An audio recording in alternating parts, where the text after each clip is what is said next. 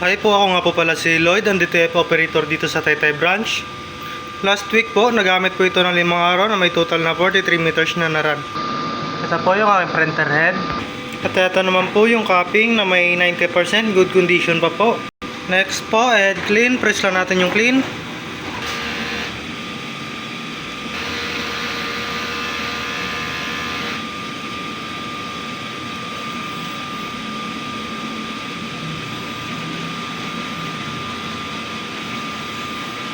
After head clean, punasan natin yung wiper.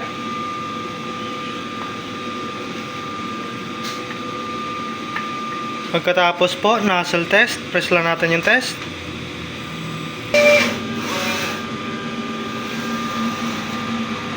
Yan po, kompleto naman po yung kulay. Ang ink system level po ay nasa tama lang. Ang waste tank naman po nililinis tuwing Sabado. Ito naman po yung aming AVR. Dito naman po nakalagay ang aming mga stocks.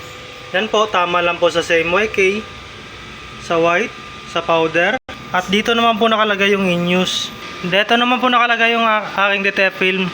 Ito naman po yung aking consumable monitoring. Ito yung para sa cyan, magenta, yellow, black, white, powder, DTF film, at saka green solution. Ito naman po yung aking weekly checklist. Yan lang po, marami pong salamat.